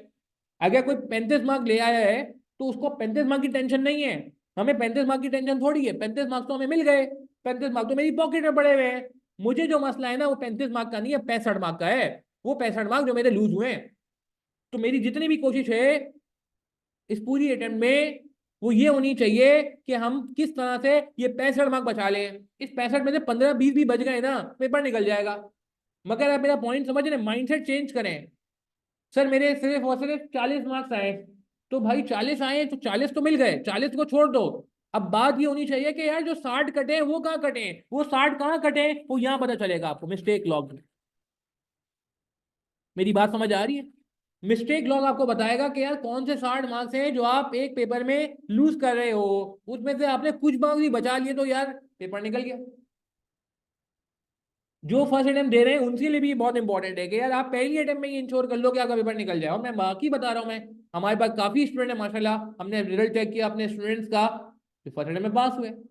मैसेज है, सर हमने फर्स्ट टाइम बीएफडी दिया था और अल्हम्दुलिल्लाह पास हुआ, बीएफडी एसपीएम दोनों पास हो गए माशाल्लाह। बीएफडी एसपीएम वाले भी बड़े कॉम्बो वाले बच्चे थे तो वो भी पास हुए। तो माय पॉइंट इज, मेरी बात समझ आ रही है? एक माइंडसेट चेंज करें, जो मैं नहीं बात करता, या माइंडसेट चेंज करने की बात करनी है, मैंने कहीं एजेंडे में लिखी थी आज के, कि माइंडसेट चेंज करें यार। ये जो माइंडसेट है ना हमारा,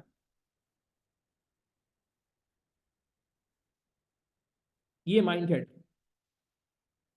माइंडसेट अभी ये नहीं होना चाहिए कि मैंने 50 मार्क लेने हैं। प्लीज यार सॉरी के साथ, अगर आप ये समझते हैं कि यार हम 50 मार्क के लिए पढ़ रहे हैं ना, गलत जगह पे। मैं कभी पढ़ाते हुए आपको 50 मार्क के लिए नहीं पढ़ाता, ये बात आपको पता है। ये 200 घंटे का कोर्स इसीलिए होता है कि भाई आप 50 मार्क नहीं, आप 70-75 मार्क्स स्कोर करने के काबिल बनो। खुदा ना करता कोई चीज मिस हो जाए, कोई हैंकी पेंकी हो जाए, कोई पेपर लेंदी आ जाए, कोई पेपर मुश्किल आ जाए, तो यार आप बचते बचाते कुछ होते होते आप 50-55 तक पहुंच जाओ। मगर अगर आप 50 की अप्रोच से पहले दिन पढ़ोगे ना, तो यकीन करें आप जो है ना, कहीं खुदा ना खास्ता 40 में फंसे रहे होंगे या लेट 30 में फंसे रहे होंगे। नहीं, माइंडसेट 70 वाला होना चाहिए। यानी कि ये देखें, आई कैप तो आपको रूम दे रहा है, आप सोचने का अंदाज अपना चेंज करें। देखें प्लीज, अगर किसी के आज 35 मार्क है, तो यार वो 35 मार्क को ना देखे, वो ये देखे जो मेरे 65 मार्क कटे हैं, यार मैं 65 मार्क कैसे बचाऊं। आपके पास विंटर 2023 का पूरा पेपर मौजूद है, ठीक है, मैं ये नहीं कह रहा विंटर 20 का पेपर अभी सॉल्व करें क्योंकि अभी आपका रिवीजन नहीं है। मगर बहरहाल आपको ये बात समझनी होगी, जब आप ये ईयरली पेपर सॉल्व करे होंगे, आपको ये बात समझनी होगी कि यार मेरे 65 मार्क कटे थे, वो मेरा मिस्टेक लॉग में कवर है नहीं है। उन 65 मार्क को मैं देखूं कि यार वो 65 मार्क मेरे किस एरिया में कटे रहे हैं, किस वजह से कटे रहे हैं, वो वजह मेरी जो है ना वो रेक्टिफाई होनी चाहिए। मैं मानता हूँ सवाल तो रिपीट नहीं होता, मगर कॉन्सेप्ट तो रिपीट होता है, टॉपिक तो रिपीट होता है। बीएफडी के ऊपर इतना आसान है, मैं आपको अभी बता दूं बीएफडी के ऊपर में क्या आएगा। एक सवाल आएगा इन्वेस्टर बेजल से, सबको पता है यार, ये मैं क्या आपको क्या बताऊं। एक सवाल आएगा वैक से, एक सवाल आएगा फॉरेक्स से, एक सवाल आएगा आपका क्या कहते हैं, अल्लाह भला करे, मर्जर एक्विजिशन से। ठीक है, कुछ सब पार्ट्स वगैरह आने लगे हैं पेपर में, ठीक है, इन्वेस्टर बेल के सब पार्ट आने लगे हैं, तो यार 4 सवाल तो ऑलमोस्ट पेपर में कंफर्म है 5 में से। अब वो सब पार्ट बनाया था, सोर्स ऑफ फाइनेंस को थोड़ा ज्यादा हाईलाइट कर लेता है, ठीक है, मुझे पता है थ्योरी भी बीच में आती है, ठीक है, मुझे पता है कभी कभार एबीबी भी डाल देता है। तो यार पेपर यहाँ पे बड़ा सर्टेन है, मैं ये बताना चाह रहा हूँ। जिनकी पहली अटेम्प्ट है उनके लिए भी कोई टेंशन की बात नहीं है यार, आप इस अप्रोच पे काम करें। मिस्टेक लॉग बहुत जरूरी है। अच्छा, कितने लोग वाकई मिस्टेक लॉग बनाते हैं, ये सुनो में जवाब दें। मैं सिर्फ ईयरली पेपर का मिस्टेक लॉग नहीं बोल रहा, जनरल प्रैक्टिस में मिस्टेक लॉग बनाना है। जनरल प्रैक्टिस मतलब जो आप अपनी प्रैक्टिस करेंगे। अजय एक मैं एक काम कर रहा हूँ, रिवाइज अप्रोच बताया था। रिवाइज अप्रोच और प्रैक्टिस क्या होनी चाहिए। माइंडसेट में मैं बात कर रहा था, तो माइंडसेट की बात को मैं कंटिन्यू एंड करना चाहूंगा कि यार कि माइंडसेट का मतलब क्या है। माइंडसेट का मतलब ये है कि आप 50 मार्क्स से बाहर निकले, पहले तो ये 50 मार्क्स से बाहर निकले, नो 50 नहीं, 50 नहीं, 70, मुझे 70 मार्क्स अगर पासिंग परसेंटेज बन जाए, आई कैप कल को नोटिफिकेशन निकाल दे कि नहीं जी 50 से बात नहीं करेंगे, हम 70 से बात करेंगे, तो क्या होगा? तो मैं कहाँ जाऊंगा भाई? तो मुझे तैयारी वैसी ही करनी है भाई। ये बात आप समझो कि ये MSc2 में भी आता है, आप इस बात को समझो। इस माइंडसेट को मैं चेंज करने की वजह ये है कि आप BFD में जितना अच्छा पढ़ोगे ना, आपको MSc2 में आसानी होगी। एक की आपकी समझिए इंडायरेक्टली इन्वेस्टमेंट हो रही है, आपको पता है ना, MSc2 के बगैर तो आपका CA क्वालिफाई नहीं होता। MSc2 के लेवल पे जब आप पहुंचते हो तो वैसे ही आप बड़े हो चुके होते हो, और जिम्मेदारियां आ चुकी होती हैं, फर्म की तरफ से भी सीनियर हो चुके होते हो आप, सही है, घर में भी सीनियर हो चुके होते हो, जिम्मेदारियां बढ़ी होती है, तो उस वक्त आपके पास ज्यादा टाइम नहीं होता यार। मैं समझता हूँ अगर खुदा ना करता किसी का BFD आज रुका है, इसको आप एज ए इन्वेस्टमेंट समझो कि ठीक है यार कोई बात नहीं, रुक गया ना, अब हम अपनी चीजों पे काम करेंगे और कोशिश करेंगे कि यार इतनी अच्छी तैयारी कर लें कि हम MSc2 में जब जाए तो वहाँ BFD ज्यादा रिवाइज करने की जरूरत ना पड़े। मैं ये नहीं कह रहा कि BFD और MSc2 में कोई फर्क नहीं है, बहुत फर्क है, मगर BFD का रिवीजन MSc2 में करना पड़ता है। तो अगर आप यहाँ अच्छे तैयारी से जाओगे तो वहाँ आपको ज्यादा इन्वेस्टमेंट टाइम की नहीं करनी पड़ेगी, मैं ये कहना चाह रहा हूँ। ठीक है, तो एक माइंडसेट ये हुआ कि यार 50 नहीं सोचना, एक माइंडसेट ये हुआ कि यार आपने जो जो मार्क्स लूज हुए, जो जो दूसरे मार्क्स हैं 45 आए हैं, तो 55 जो लूज हुए उन पे फोकस करना है, मिस्टेक से फोकस करना है। जो नेगेटिव मार्किंग हुई है, नेगेटिव मार्किंग मतलब वो नहीं है, खुदा ना करता कि CA में नेगेटिव मार्किंग होती है। नेगेटिव मार्किंग मतलब है कि जो 100 में से मेरे मार्क्स कटे, मैं उस पर काम करूँ, एक एक मार्क पे काम करूँ, एक एक मार्क बचाने की कोशिश करूँ। ठीक है, और लास्ट बट नॉट लीस्ट कि अगर मेरा BFD नहीं पास हुआ तो मैं ये सोचूं कि यार ये MSc2 के लिए हेल्प करेगा। ठीक है, तो जो रिमेनिंग मार्क्स हैं, जो कट हुए हैं मार्क्स, उन पे काम करूं, MSc2 के लिए सोचूं, और 50 से बढ़ाऊं अपना लेवल। ठीक है जी। अच्छा, प्रैक्टिस की तरीके कार बात करते हैं, मैं मिस्टेक लॉ की बात करूंगा। Revise approach for practice. Number 1, first revise your concept, concept revise करें। मेक न्यू रजिस्टर, प्लीज यार फिजिकल रजिस्टर बनाए। अब तो वैसे भी क्लियर हो गया ना एक की तरफ से, अगर ये कंप्यूटर बेस्ड नहीं भी होती है टाइम, कंप्यूटर बेस्ड होती भी तो भी मैं आपको फिजिकल रजिस्टर बनाने को कहता, वो अलग बात है, सॉफ्टवेयर को किस टाइम पे इनकॉर्पोरेट करना है वो फिर मैं आपको बता देता। मगर खैर अभी तो हम क्लियर है कि यार जून 24 इज नॉट जिसे कहते हैं ना कंप्यूटर बेस्ड अटेम्प्ट, तो रजिस्टर तो हर हाल में फिर भी बन ही रहा होगा।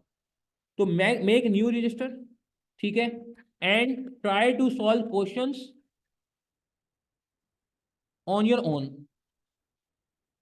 एक दफा BFD पढ़ चुके हैं ना आप, तो आपको तो BFD आता है, एक दफा रिवीजन कर चुके हैं, तो अब आप गौर से सुनिएगा। आप चाहे मुझसे पढ़ रहे हैं या कहीं और से पढ़ चुके हैं, आपने अगर आपको लगता है कि यार कॉन्सेप्ट का मसला नहीं है, प्रैक्टिस का मसला है, तो प्रैक्टिस कैसे करनी है ये समझ लें। पहले आपने अपना सारा कॉन्सेप्ट रिवाइज करना है उस टॉपिक का, फिर आपने क्वेश्चन सॉल्व करने हैं लिख के मेक योर न्यू रजिस्टर, एक नया रजिस्टर बनाए, solve question on your own. अगर कोई मिस्टेक आ रही है, refer to old register wherever needed. Register मैं हमेशा कहता हूँ तगड़ा बनना चाहिए, ये वर्ड मैं बहुत यूज करता हूँ। एंड सबसे इंपॉर्टेंट बात, कहीं आपको प्रॉब्लम आ रहा है, पुराना रजिस्टर रेफर कर लें।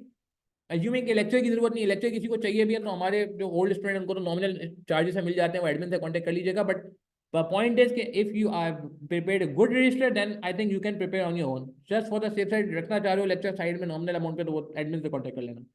अच्छा, मैं क्या कह रहा था, refer to old register wherever needed, and last but not the least, prepare mistake log.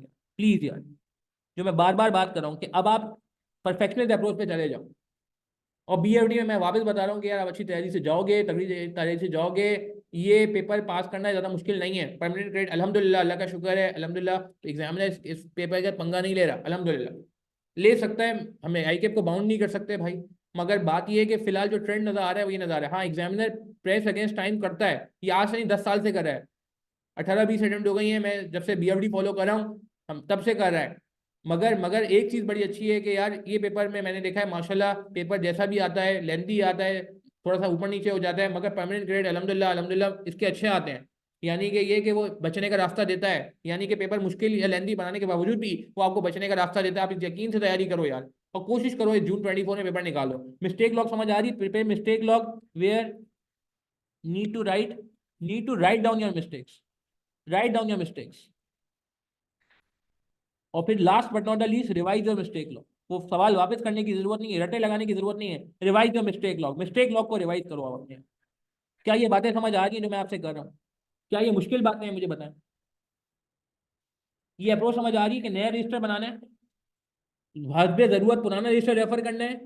और सबसे इंपॉर्टेंट, अब आप जब सवाल सॉल्व कर रहे हैं, इस बार दूसरी बार जब सवाल सॉल्व करें और अगर आपको सवाल में कोई प्रॉब्लम आ रहा है, आपने फौरन मिस्टेक लॉग बनाना है। मिस्टेक लॉग कहाँ बनाएंगे? सवाल के बाद ही बना लें। डिफरेंट कलर के पेन से नोट कर लेंगे, यार मेरे सवाल में ये गलतियां आई हैं, लिख के। नोट्स नहीं बनाने, जैसे नोट्स पूरा अकाउंट होते हैं, गलतियां लिखें, क्योंकि ये नोट्स आपने रिवाइज करने हैं यार। मैं वापस कह रहा हूं कि आप बिल्कुल स्क्रैच से स्टार्ट करेंगे, बिल्कुल स्क्रैच से स्टार्ट करेंगे। मैं ये नहीं कह रहा कि स्क्रैच से आप लेक्चर लेंगे, मैं वापस रिपीट करूंगा, आप स्क्रैच से किताब सॉल्व करेंगे। जो भी टीचर की किताब है आपके पास, आपके अपने टीचर की किताब है या मेरी मेरी किताब अगर फॉलो करें, आप स्क्रैच से किताब स्टार्ट करेंगे, आपका रजिस्टर स्क्रैच से बनेगा। लेक्चर स्क्रैच से लेने को मैं नहीं कह रहा आपको। हाँ, अगर किसी का कॉन्सेप्ट का मसला है, किसी को कॉन्फिडेंस नहीं आ रहा, किसी को लगता है टीचर चेंज करने की जरूरत है, वो एक अलग बात है, फिर आपको टीचर जीरो से रेफर करना पड़ेगा। ऐसा नहीं हो सकता कि आप जो है ना वो मिक्स एंड मैच चले, क्योंकि बीएफडी में ट्रीटमेंट डिफरेंट होता है। ये आईएफआरएस नहीं है कि जो है ना यूनिवर्सल ट्रीटमेंट हो, नहीं, हर टीचर का स्टाइल बिल्कुल डिफरेंट होता है।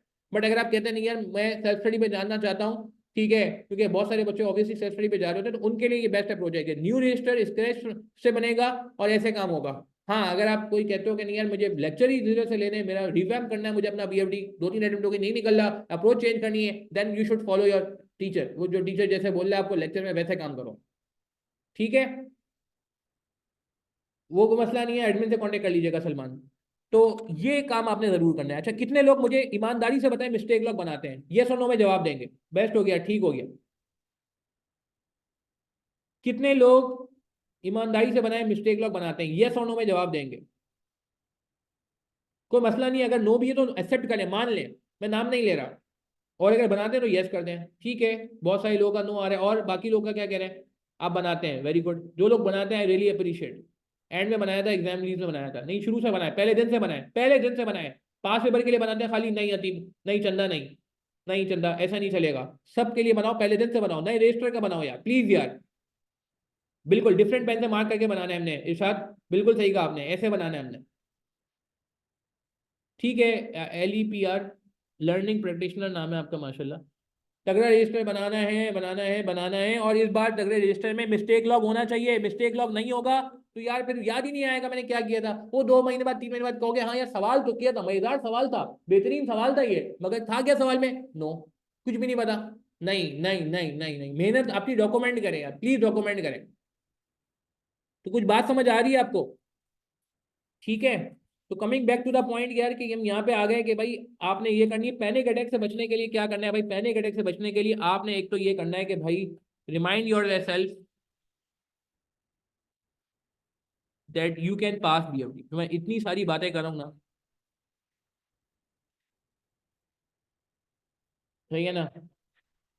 और दूसरा मैंने आपको क्या बताया कि यार आपने लैक ऑफ कॉन्फिडेंस आ रहा है, पैनिक अटैक हो रहा है पेपर में, आप जंप करके आगे बढ़े। अच्छा, जंप करके आगे बढ़ने का क्या मतलब है? जंप करके आगे बढ़ने का मतलब मैंने पहले बताया था, मैं वापस बताता हूँ कि अगर आपको लेट से, मैंने यहाँ बात की थी कि आपको कोई चीज़ नहीं समझ आ रही, यहाँ ब्रेक हो रहा है, यहाँ पे आपका पॉज आ रहा है, यहाँ पे आप फंस रहे हो, आपको चीज समझ नहीं आ रही, तो आप इसको जम करके आगे बढ़ो। देखो कोई अगर वर्किंग नहीं होती है ना, तो उसके ये नहीं होगा पूरा सवाल गलत हो जाएगा। मेरी बात समझ आ रही है? आपको लेट से समझ नहीं आ रहा कि यार इसमें बीटा कैसे निकलेगा, छोड़ दो। कुछ लोगों को शिकायत होती है, सर हमें समझ ही नहीं आता वेटेड बीटा कब लेना है कब नहीं लेना। ऐसा होता नहीं होता कुछ लोगों के साथ? वेटेड बीटा कब लेना है? वेटेड एवरेज बीटा, जो एसिड बीटा नहीं होता, तो वेटेड वेटेड एवरेज बीटा निकलता था, जो ट्यूलिप TTL वाला सवाल था, ट्यूलिप टेक्सटाइल वाला 2018 का, या विंटर 17 सिटी लिमिटेड है। अब वो कॉन्सेप्ट जो है वो कभी अप्लाई हो पाता है स्टूडेंट से, कभी नहीं हो पाता। कोई बात नहीं यार, नहीं हो रहा वेटेड बीटा का कॉन्सेप्ट, भाई आगे बढ़ जाओ, कोई बात नहीं। अच्छा, सवाल एक क्वेश्चन करते हैं, वो याद हो जाता है, पता चल गया मिस्टेक की थी पेपर में, चेंज सवाल आता है तो पैनिक हो जाते हैं। दुआ कमर, बिल्कुल आपका ये सवाल वैलिड है। इसका जवाब ये है कि भाई आप ना पेपर में ये बात समझ लें कि वर्किंग के मार्क्स होते हैं। Remind your self that you can pass BFD and show workings in exams so that you may get maximum marks. एक सवाल पेपर में आया मेरे, मैं आपको अपनी स्टोरी बता रहा हूँ।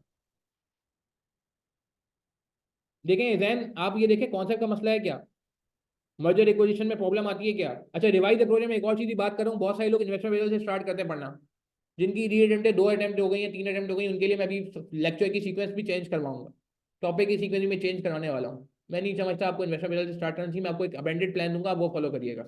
अगर आप 2 अटेम्प्ट हो चुकी हैं और आपको लगता है कि यार इन्वेस्टमेंट रिजल्ट हमेशा स्टार्ट करता हूँ, इन्वेस्टमेंट रिजल्ट तो पक्का हो गया, बाकी टॉपिक में प्रॉब्लम आ जाती है, तो मैं आपको अभी अमेंडेड सीक्वेंस देता हूँ। तो जैन आपके सवाल का जवाब ये है कि यार अगर आपको किसी टॉपिक में बहुत ही प्रॉब्लम है, आप क्योंकि आप लेट 30s में आ रहे हैं मार्क्स, लेट 30s मीन कि यार you are not performing very good ना, तो अगर टॉपिक में इशू है, मर्जर कुछ में इशू है, फॉरेक्स में इशू है, तो क्लासेस पे जाओ। और अगर लगता है कि नहीं यार मैं पूरा इसको टाइम नहीं दे पाता, मैं पेपर में से 10 दिन पहले ही बैठता हूँ पढ़ने के लिए, मेरी प्रैक्टिस इनफ नहीं है, मैं थोड़ा और टाइम दूंगा बीएफडी को तो पास हो जाएगा, और मेरे पास रजिस्टर बहुत तगड़ा बना हुआ है, मुझे कोई मसला नहीं है कॉन्सेप्ट का, मुझे सिर्फ प्रैक्टिस का मसला है, एयरली पेपर सॉल्व करने का मसला है, तो आप खुद कर लो। ठीक है, तो आप ये देखो कि आपको क्या इसमें जो है कहते हैं क्या कहते हैं इसमें सूट करता है। ठीक है, तो फिर आप डिसाइड करो। मैं कहूँ नहीं यार आपको क्लासेस लेनी चाहिए और नहीं लेनी हो, तो वो गलत बात हो जाएगी। मैं कहूँ क्लासेस नहीं लेनी चाहिए और एक्चुअली में लेनी हो, तो वो भी गलत बात हो जाएगी। ठीक है, नहीं बिल्कुल भाई जैन, ये तो बच्चे तो मुझसे बोलते हैं सर आप इतना प्रैक्टिस क्यों कराते हैं, तो आप जो कह रहे हो ना कि अल्हम्दुलिल्लाह वो इनफ है भाई, जो हम क्वेश्चन करा रहे हैं, क्योंकि हम रिसेंट हम भी करा रहे हैं और पुराने क्वेश्चन भी करा रहे हैं, इसी से भी करा रहे हैं, थ्योरी भी लिख के करा रहे हैं क्लास में यार, तो इंशाल्लाह ये कंटेंट इनफ होगा। जो हमारी बुक इतनी मोटी ताजी बनी हुई है अल्हम्दुलिल्लाह, ये इंशाल्लाह इनफ होगी। इसके अलावा मुझे नहीं लगता इंशाल्लाह कहीं जाने की जरूरत पड़ेगी, क्योंकि ऑलरेडी इस पर बड़ा रिसर्च बेस्ड काम हुआ है ना। ठीक है, बिल्कुल कह सकते हैं कि अगर आप सेल्फ प्रैक्टिस के साथ जाएंगे तो भाई आपको अपना अपना सेल्फ प्रैक्टिस करनी पड़ेगी, तो उसमें लर्निंग प्रैक्टिशनर सही कह रहे हैं कि टाइम ज़्यादा लगेगा, मगर इतना टाइम नहीं लगेगा जितना आप समझ रहे हैं। आप पहली दफ़ा से इतना एफर्ट कर लें, तगड़ा एफर्ट कर लें, तो फिर आपको रिवीजन में इतना टाइम नहीं लगेगा। अच्छा, मैं एक बात करने जा रहा था, मैं भूल गया क्या बात कर रहा था। प्रैक्टिस, हाँ सीक्वेंस में बात कर रहा था। तो भाई ये शो वर्किंग इन एग्जाम, एक तो मैंने ये बात कर ली कि वर्किंग शो करें, ताकि अगर खुदा ना खाता पेपर में अपने आपको बैक करें, कि अगर सवाल आपका, मैं अपनी स्टोरी बता रहा था हाँ, कि अगर कोई सवाल मुझे मुश्किल लगता है तो मैं क्या करता हूँ, मैं उसका माइंड चेंज कर दिया करता था, मैं उसकी अप्रोच चेंज कर दिया करता। अब मैं उसको उस पर नहीं लेके जाता था, क्या कहते हैं, पर मैं उस कहता था यार अगर ये सवाल फिनिश भी नहीं हो रहा ना, तो मैं कम से कम वर्किंग शो करके ना मैक्सिमम स्ट्रक्चर बना लूँ, मैक्सिमम स्ट्रक्चर बना लूँ वर्किंग शो करके। कोई 2-3 एडजस्टमेंट अगर मुझे लगता था कि नहीं समझ आ रही, आप 2-3 एडजस्टमेंट स्किप कर दो। ये अप्रोच मैंने टेक्स्ट में भी फॉलो की थी अल्हम्दुलिल्लाह, जब मेरी क्वालिफाइंग अटेम्प्ट थी, और ये अप्रोच मैंने कॉस्टिंग और मैनेजमेंट बीएफडी में भी फॉलो की थी। तो जो हो रहा है ना, पहले आप वो करके अपने मार्क्स सिक्योर करो, साइड में करो, फिर उसके बाद आप वर्किंग मोड पे आ जाओ, क्योंकि एग्जामिनर वर्किंग को देखता है। मैं आपको सीरियस बता रहा हूँ, आपका एग्जामिनर बहुत अच्छा है इस सेंस में कि वो वर्किंग के मार्क्स देता है। वर्किंग के मार्क्स ना देना तो मैं बताऊँ इतने परमानेंट ग्रेड नहीं आ सकते, पता है। तो ये बात आप ध्यान में रख लें कि अगर कोई पेपर में पैनिक हो रहे हैं, तो आप अपने आप को रिमाइंड करें कि यार एक तो आप पढ़ के जा रहे हो, तो कोई मसला नहीं है, जो आपके साथ हो रहा है वो सबके साथ हो रहा है। ठीक है, और दूसरा ये वर्किंग शो करें। अच्छा, एक चीज और, रिवाइज स्ट्रेटेजी क्या होनी चाहिए, सीक्वेंस। ये सीक्वेंस है उन लोगों के लिए जो बीएफडी 2 दफा दे चुके हैं, जिनका बीएफडी सिर्फ एक बार हुआ है उनको ये सीक्वेंस चेंज करने की जरूरत नहीं है। जिनका बीएफडी 2 या 3 बार हो गया, उनके लिए मैं कहूंगा कि यार सीक्वेंस चेंज की जा सकती है। आपको मैं कहूंगा पहला आप स्टार्ट कर लें फॉरेक्स। अच्छा, फॉरेक्स से मैं स्टार्ट करने को क्यों कह रहा हूँ, क्योंकि अक्सर ऐसा होता है कि फॉरेक्स का नंबर आखिर में आता है, और इसीलिए फॉरेक्स में लोग अनकंफर्टेबल होते हैं। अच्छा, कितने लोग ऐसे हैं जो वाकई फॉरेक्स में अनकंफर्टेबल है, उनको लगता है कि फॉरेक्स का सवाल आता है तो पेपर में झंझलाहट आ जाती है। हालांकि इस बार पेपर में सवाल मेरे ख्याल से मुश्किल नहीं आए थे फॉरेक्स के, पिछली टाइम से मुश्किल आए थे, मैं मानता हूँ जून 23 दिसंबर 22 में थोड़े से नस्बतन वो थे, मगर ये वाले सवाल आई डोंट थिंक बहुत ज़्यादा डिफिकल्ट है, बट स्टिल कोई मसला नहीं है। बल्कि मुझे ऐसा लगता है इस पेपर में शायद कोई भी सवाल ऐसा नहीं था जो बहुत तगड़ा हो। फर्स्ट अटेम्प्ट वालों के लिए तो नहीं, ये सीक्वेंस चेंज करने की जरूरत नहीं है यार प्लीज। बिल्कुल टॉपिक वाइज स्ट्रेटजी बता रहा हूँ मैं। हैंडल नहीं हुआ इस बार, लास्ट टाइम अच्छा हुआ था। अच्छा, इश्यूज में है, फॉरेक्स ही ने फेल करवा दिया आपको, अल्लाह माफ करे, ओ माय गॉड। अच्छा, हेज ऑप्शन की वर्किंग मिक्स हो जाती है।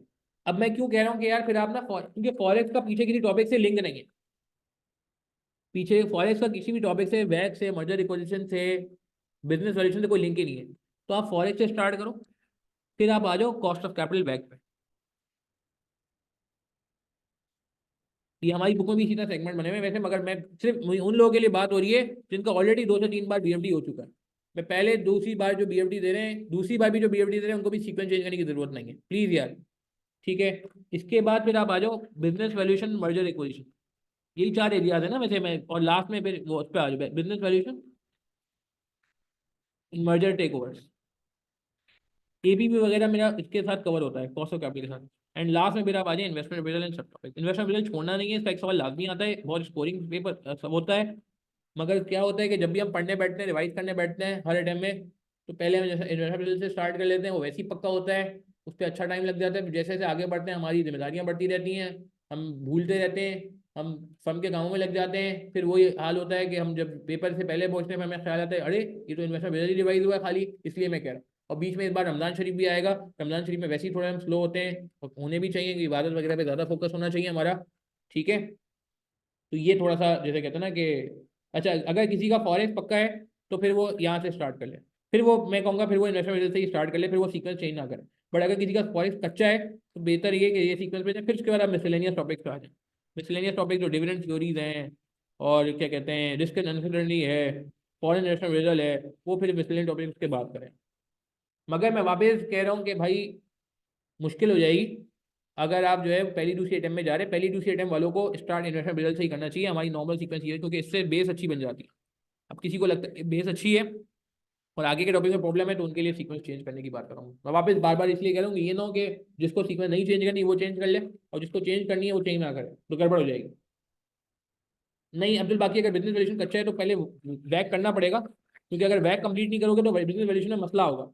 बिजनेस वैल्यूशन जो है वो हमेशा वैक के बाद ही होगा, बिजनेस वैल्यूशन पहले नहीं आ सकता, क्योंकि उसमें आपको याद है ना बीटा बीटा के फॉर्मूले आ रहे होते हैं। ये जो टीटीएल बीटीएल की मैंने अभी थोड़ी देर पहले बात की थी, वो बिजनेस वैल्यूशन का सवाल है, मगर उसमें वैक का अच्छा खासा कॉन्सेप्ट लग रहा होता है। तो अगर आपको याद ही नहीं आ रहा होगा तो गड़बड़ हो जाएगी। ये यहाँ पे ये ब्लॉक फिर भी चेंज नहीं होना, ये ब्लॉक इसी तरह रहेगा, पहले कॉस्ट ऑफ कैपिटल आएगा फिर बिजनेस वैल्यूशन आएगा। इन्वेस्टमेंट रिजल्ट भी लग रहा होता है बिजनेस वैल्यूशन में, मगर वो मुझे लगता है इतना मुश्किल नहीं है। ठीक है जी। अच्छा, रिवाइज अप्रोच में बात हो रही थी जी, bad performance theoretical question, theoretical के थ्योरी का यार एक हमारा हैंडआउट बना हुआ है, आपने देखा है हमारा पूरा डेडिकेटेड हैंडआउट आपके लिए बनाया हुआ है यार, थ्योरी का हमने फॉलो किया था आपने ये देख लें थ्योरी का पूरा हैंडआउट, बल्कि थ्योरी के क्वेश्चन भी मैंने क्लास में प्रैक्टिस कराए हुए हैं। ये देखें थ्योरी पूरी सॉल्व कराई हुई है अच्छी खासी। ये देखें जी पूरा हैंडआउट हमारा रेडी है थ्योरी का। कहाँ गया, एक मिनट यार, अच्छा सा हैंडआउट था।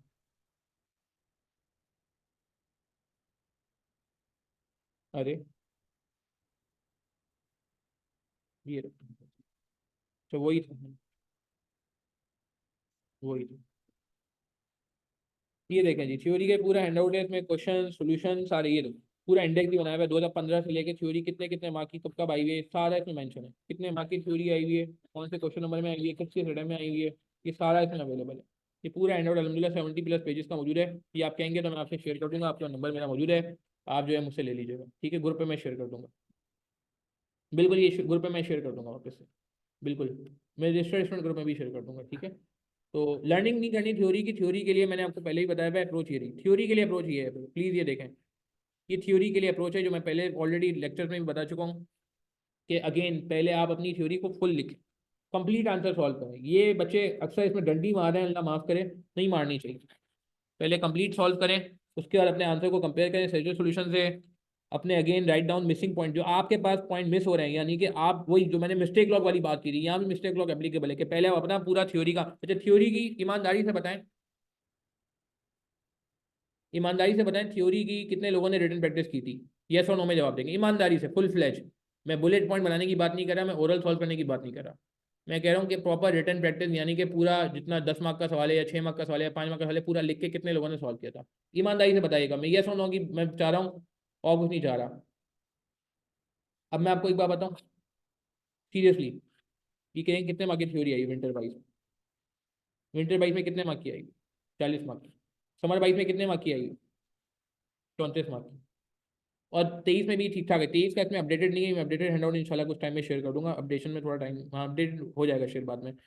तो कहने का मतलब है कि यार मतलब क्यों, क्यों थ्योरी तो यार मतलब जैसे कहते हैं ना कि, तो अब मैं बताऊँ क्यों होती है थ्योरी में, थ्योरी में थोड़ी सी कोताही इसलिए हो जाती है थ्योरी के साथ, एक मैं वर्ड यूज करता हूँ सौतेला सलूक किया जाता है। ये मैं अभी एसपीएम का भी आज एक सेशन होगा, जिनका एसपीएम मिस हुआ है वो एसपीएम का सेशन भी अटेंड करें। ये 2:30 पे आज ही 2:30 पे एसपीएम का सेशन है। थ्योरी के साथ ना हम सौतेला सलूक करते हैं, मसला ये जो सौतेला नहीं होता, अल्लाह माफ़ करे, तो ऐसा ना करें प्लीज़। इसके मार्क्स हैं, अगर 40 मार्क्स आ रहे हैं तो 40% एफर्ट तो देनी ही चाहिए ना, 40 नहीं दे रहे तो कम से कम 25% एफर्ट तो दें यार। तो ऐसा ना करें प्लीज़ यार। गला मेरा काफ़ी ख़राब था, खैर अल्लाह का शुक्र है सेशन हो गया। मगर आप मेरी बात समझ रहे हैं कि प्लीज़, जहन में मैच कुछ आता है नहीं लिखा जाता, तो सोल्यूशन पढ़ता हूँ तो ईजी लगता है। इसका मसला यही है खान जी, खान जी आपका जवाब ये है कि चंदा आप जो है ना थ्योरी की रिटन प्रैक्टिस नहीं करके जा रहे हैं, आप रिटन प्रैक्टिस करके जाएंगे, जो आपके जहन में वही आपके लफ्ज़ों में आ जाएगा। अब इशू ये है कि आपके जहन में कुछ है और आपके लफ्ज़ों में कुछ और है, क्यों? क्योंकि रिटन प्रैक्टिस नहीं हुई। Unfortunately it's a very big issue. BFD पे थ्योरी आगे जाके और बढ़ेगी, मैं आपको अभी से बता रहा हूँ, मैंने खुद एसी से किया हुआ है अल्हम्दुलिल्लाह, मैं आईसीडब्ल्यू को भी फॉलो करता हूँ, एमएससी 2 भी पढ़ाता हूँ। तो मैं इन सारी बातों को देखते हुए देख रहा हूँ कि आई कैप थ्योरी पे जा रहा है, और आई कैप को थ्योरी पे जाना चाहिए, और आई कैप थ्योरी पे मजीद जाएगा। ये बात आप समझ लें, कड़वी गोली है। बहुत सारे लोग इस वजह से अनफॉर्चुनेटली पास नहीं हो पाते। मैं समझता हूँ कि वो थ्योरी को हल्का लेते हैं और मानते भी नहीं है।